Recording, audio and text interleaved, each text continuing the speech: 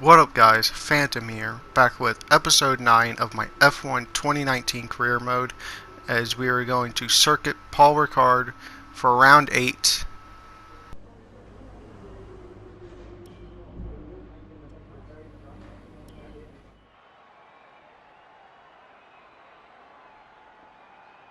Welcome to qualifying for this weekend's French Grand Prix. The teams are making their last-minute adjustments before the lights go green, and the fight for pole position gets underway.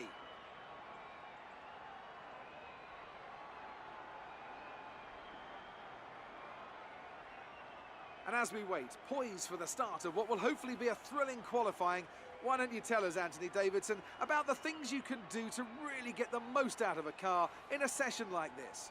Well, you're largely limited by the Parc Fermé regulations, of course. Back in the old days, pre-2004, you'd work on both a qualifying setup and a race setup over practice, and then swap them over after qualifying. So the race car was quite different at times to the qualifying car. Nowadays, though, you have to find a compromise that works for both.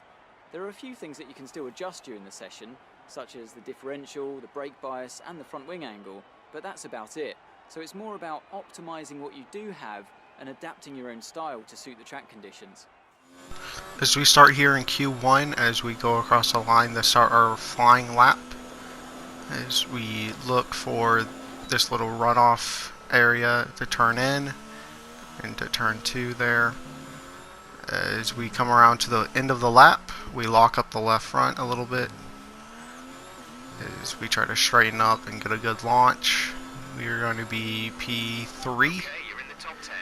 But by the end of the session, we were barely able to get out in P15, but that's all that matters is where we got out. As we start here in Q2, as we go around the long left-hander into the final hairpin-esque right 90-degree angle turn as we come down the straight here, as we go into 8th. Look for our braking meters, turn in way too early, and then run not that far wide on the corner. So come down to the end of the lap, lock up again, ride the curb, both curbs as we get DRS and fly down the straight. We are P5, but we were not able to improve, and so we got knocked out in Q2 and finished 15th as Grosjean got out as we go to the race. Hello and welcome to the Circuit Paul Ricard, current home of the French Grand Prix, an event dating all the way back to 1906. It's been held at many venues over the years, with famous moments from Dijon and Manicourt the feature of many a highlights reel. And let's hope we see more of those in the race today. The Circuit Paul Ricard then, a 3.6 mile track, 25 miles east of Marseille. 15 corners here, 6 to the left and 9 to the right, with the main overtaking chance expected going into turn 8. Top speeds today should be around 205 miles per hour.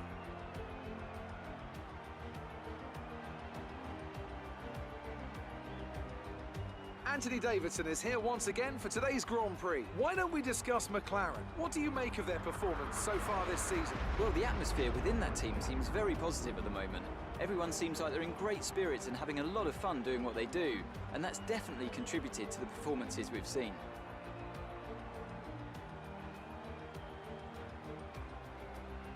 Let's run you through the driver grid order for today's exciting race. Valtteri Bottas lines up on pole position with Charles Leclerc alongside. Considering the rest of the grid, we have Hamilton, Vettel, Max Verstappen and Butler, Weber, Grosjean, Raikkonen and Sergio Perez, Stroll, Hülkenberg, Lando Norris and a Haas. Giovinazzi, Russell, Alexander Albon and Daniel Kvyat. Kubica and Daniel Ricciardo fills the last spot on the grid. And with preparations almost complete, let's head down to the track. As we sit here on the grid in P14 because of Ricciardo's penalty, and 5 lights are out, and we're going to try to get on the inside of Norris here, so we're going to lift a little bit and try to get to the inside as Giovinazzi was swerving there, as we really didn't commit and we actually got overtaken by Giovinazzi, but we were able to kind of cut the corner there a little bit and he kind of swung out wide and we were able to get back on the inside. We're going to dive down the inside of Norris here. So we're going to try to get around the outside and outbrake Hulkenberg as well. And we're going to come around to the back straight here for the first time. And try to get a run on Raikkonen down the back straight, but he's in the toe of Perez ahead of him. We'll think about going down the inside, but we back out of it. We exit the chicane. As we are on lap 2 now, as we're going through the same section here of the second sector, as we kind of ran in the back of Raikkonen, which will compromise our exit here onto the back straight. And Hulkenberg's going to be right on us, but he couldn't really slingshot past us, and so he kind of got blocked in as Grosjean actually locks up, and we're forced to lock up and luckily not get damaged, but Norris was able to get past us. I think that was a bit unfair because that should have definitely not given the position back, as Grosjean came in and just locked up, and Perez kind of just nowhere to go, kind of shoved him, either Perez or Stroll. Which one? I think that may be Stroll. One of the racing points got into him, but Norris is attacking Stroll, so I think it was Stroll that he attacked as we were going around the outside of Norris here. As we got around and kind of made slight contact with Stroll, but we kind of tried to go around the outside of this long left-hander, but wasn't able to make it stick. But we are going to be right on his gearbox, as we're kind of just hassling him here, as he'll be a sitting duck for us down the straight with our Ferrari engine. As we're going to think about going right, but we're going to go left and just make it easier on ourselves to not try to go around the outside of him. Make sure not to go deep. It's pretty solid. We went a little bit wide there, track extending. As there's yellow flags, and Hulkenberg is out of the race with an engine failure, so looks like real life performance of that Renault engine is showing it in the game as well, as this will be Hulkenberg's second straight failure, as he DNF'd as well at Canada, as we are coming in to make our pit stop in the meanwhile, as we're going to follow in Raikkonen into the pits, as it's changed from last year's edition, and you don't go through the last corner onto the straight to get through to it. There's our pit crew, as Grosjean is also coming in the pits. We were supposed to come in a lap earlier, but I didn't want to come in that early, as we kind of messed up our exit there. So Raikkonen's going to be even farther down the road than we were behind him already, as we exit the pit lane in 18th. As we come to the end of the lap and all the cars that are coming in the pits, we will pass them easily, including Norris, as we are in P13. As we come to the next lap, and the rest of the cars that are yet to pit will pit, and that will leave us in P10, the final points paying position, as we kind of left Norris out there as they started to gain us on a little bit, but we were able to keep him a little bit farther behind, about 3 seconds, as Charles Leclerc has won the French Grand Prix, which is basically, I guess, it would be almost his secondary home race, with Monaco basically being in France, as we were going to be home and take 1 point as we finish in 10th.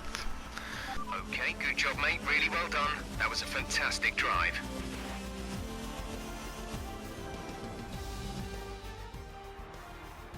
That's a fantastic performance from Ferrari. It hardly looked in doubt. What do you think it was, Ant, that gave them the edge over the competition today? I think a large part of the result comes down to temperament. They were able to keep their heads when everyone around them was losing theirs, and that's allowed them to get the best out of the car, to maximise the strategy, and to stay out of trouble.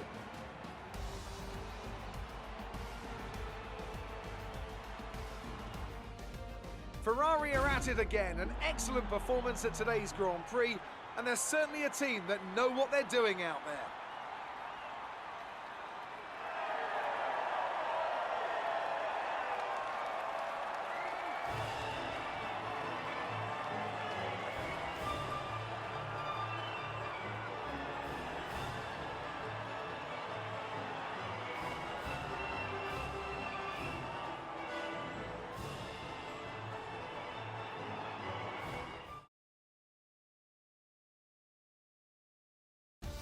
So let's review the updated driver standings. Despite the best efforts of our championship leader, that lead has taken a bit of a knock today. After an incredible day of racing, who was your driver of the day, Ant? Daniel Ricciardo certainly impressed me today, an incredible performance. It's time to see how things are shaping up in the Constructors' Championship.